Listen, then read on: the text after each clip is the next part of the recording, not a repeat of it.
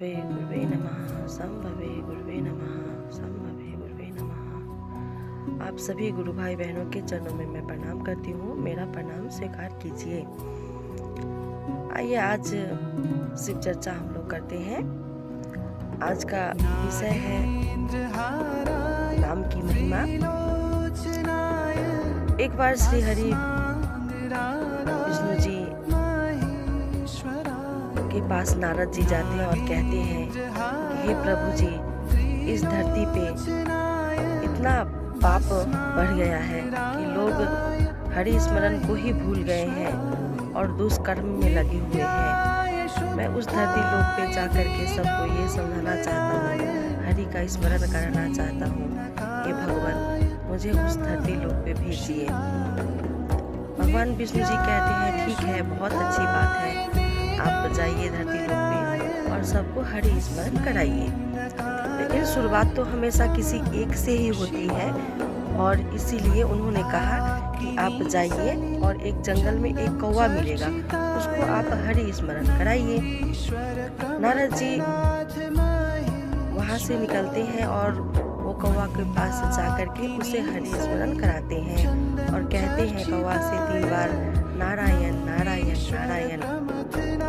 कौवा नारायण नारायण कहते ही वो परलोक सुधार जाता है, तो वहीं पे वो मृत्यु हो जाती है। और ये देख करके नारद जी दंग रह जाते हैं और वो फटाफट फिर से विष्णु जी के पास आ जाते हैं।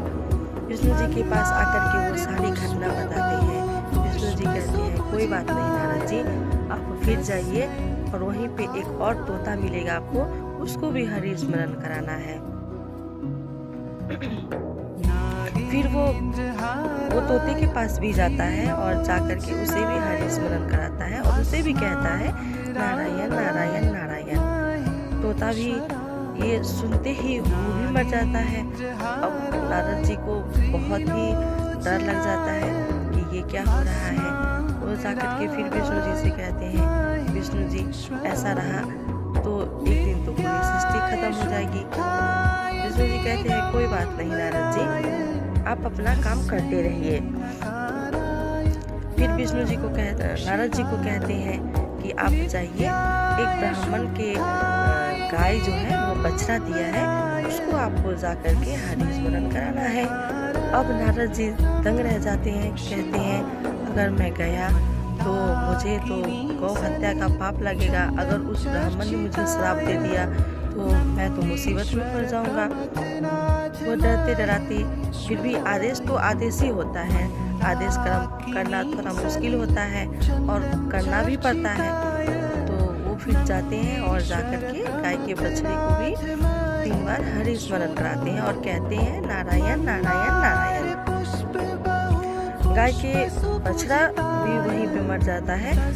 अब वो देखते ही नारद जी को और भी डर लग जाता है। वो सोचता है मैंने बेकार ये काम जो है मैंने ठान ली, पता नहीं क्या होगा। वो जाकर के फिर विष्णु जी से विनती करते हैं कि मैं अब नहीं कर सकता हूँ, मुझे माफ़ कर दीजिए।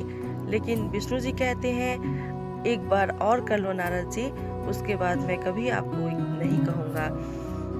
ये कह के उनको मना लेते हैं और कहते हैं कि इस बार आप जाइए, एक नगर में एक राजकुमार हुआ है, उसको हरि स्मरण कराना है। वो नारद जी वहाँ से निकलते हैं। उस नगर के राजा का जो है वो बहुत दिनों के बाद में एक पुत्र हुआ रहता है और वहाँ पे जब जाते हैं तो राजा बहुत ही आदर संस्कार करते हैं और कहते हैं कि हे भगवान, जब आप आ ही गए हैं तो मेरे पुत्र को आशीर्वाद दीजिए।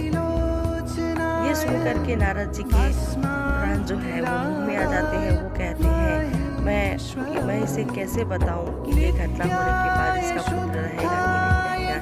लेकिन फिर भी आदेशित जो कर्म था वो कर्म था। वो फिर जाकर के वो राजकुमार को देखते हैं और उसे भी हरि स्मरण कराते हैं। 3 बार कहते हैं नारायण नारायण नारायण और वो इंतजार करते रहते हैं कि अब पता नहीं क्या होगा। लेकिन वो दंग रह जाते हैं। देखते हैं कि राजकुमार जो है वो मुस्कुरा करके आंखें खोलता है और कहता है कि हे नारद जी, आपको बहुत बहुत धन्यवाद, आपने हर जन्म में मुझे आकर के हरि स्मरण कराया। तब आपने आके हरि स्मरण कराया, तब जाके मैं तोता बना। जब मैं तोता बना तब आपने हरि स्मरण कराया, तो मैं गाय का बछड़ा बना।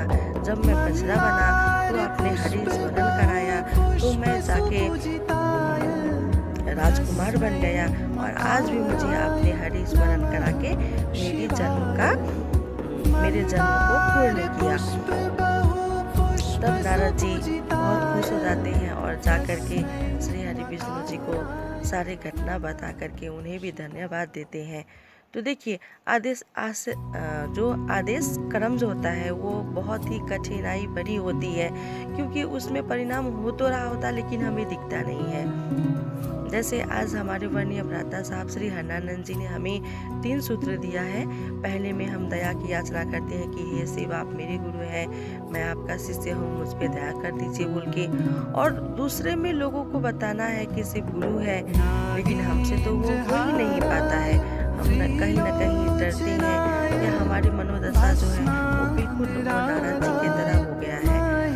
तो हमें आदेश भी करना है, और जब तक करेंगे नहीं तब तक परिणाम आएगा नहीं। और 3 सूत्र को लेके ही चलना है, तभी जाके हम जो है शिव का शिष्य बन सकते हैं।